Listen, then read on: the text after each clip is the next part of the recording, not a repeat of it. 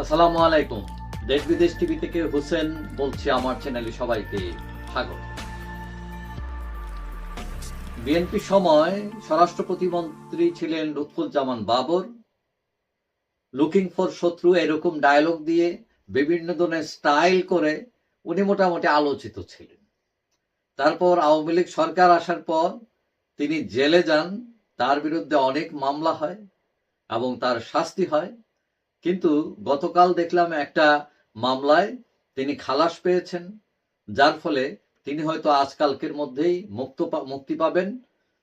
এখন কথা হচ্ছে যে ইউনূস সরকার আসার পর আমরা দেখলাম যে ওই ভালো মানুষ খারাপ মানুষ হয়ে যাচ্ছে, খারাপ মানুষ ভালো হয়ে যাচ্ছে, এবং মামলার একটা জোয়ার বাটা, অর্থাৎ কারো মামলা উঠতেছে, কারো বিরুদ্ধে লাগতেছে। এখন এতদিন বিচার বিভাগের স্বাধীনতা ছিল না, এখন প্রশ্ন উঠেছে এরা কি এখনো স্বাধীন কিনা। এখন ইউনূস সাহেব ক্ষমতায় বসতে না বসতেই দেখা গেল শীর্ষ সন্ত্রাসী থেকে শুরু করে ছিটকে চুর পর্যন্ত সবাই বাইর হইতে শুরু করছে। তারপরে ইউনূসের নিজের নামেও কেস ছিল, সেগুলো পানি হয়ে গেল। খালেদা জিয়ার কেস ছিল, সেগুলো পানি হয়ে গেল। তারেক জিয়ার কেস ছিল, সেগুলো পানি হতে শুরু করেছে। বাবর সাহেবের যে কেস, সেগুলো পানি থেকে একদম শরবত হয়ে গেছে। এখন ধারণা করা হচ্ছিল যে এরকমই হবে, এবং এই যে গ্রেনেড হামলা হয়েছিল সেখান থেকে সবাই খালাস পেয়ে গেল। তো ওই আছেন রাজনৈতিক বিশ্লেষক মাসুদ কামাল, তিনি বলছেন যে ওই যে মারা গেল মানুষ, গ্রেনেড হামলার সময় মারা গেল, তো এরা কেমনে মারা গেল? কেউ যদি না মারে, এগুলো কি ডায়রিয়া মারা গেছে নাকি? এখন আওয়ামী লীগ যারা, তাদের নেতা কর্মীর বিরুদ্ধে মামলা হামলা হচ্ছে, আবার এইদিকে অন্য পক্ষ বিএনপি এবং জামাতে ইসলাম, তাদের লোকজন দৌড়ায় দৌড়ায় সবাই বাইর হইতেছে।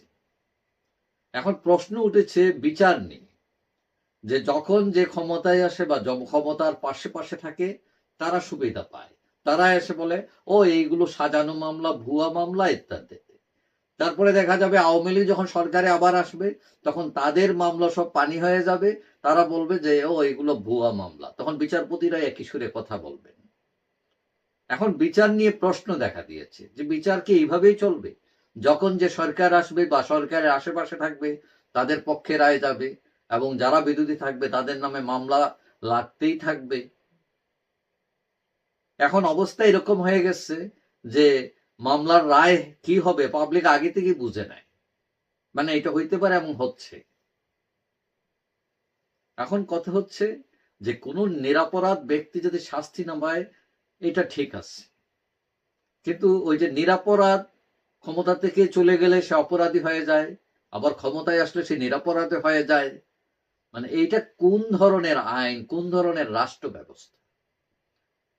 তো যাই হোক, কথা হলো যে বিচার বিভাগ স্বাধীন হোক, আইনের শাসন প্রয়োগ হোক, কেউ যাতে অন্যায়ভাবে ক্ষতিগ্রস্ত না হয় সেটাও ঠিক আছে, কিন্তু কেউ যাতে রাজনৈতিক ফায়দা নিয়ে জেল থেকে বেরিয়ে আবার দুর্নীতি, আবার অপশাসন, আবার মানুষের উপর ঘাড়ের উপর জুড়ে না বসে, আবার হত্যাকাণ্ড, বিভিন্ন ধরনের ষড়যন্ত্রের মধ্যে ঢুকে না যায়, এগুলো বিচার করা, এগুলো দায়িত্ব হচ্ছে বিচার বিভাগের।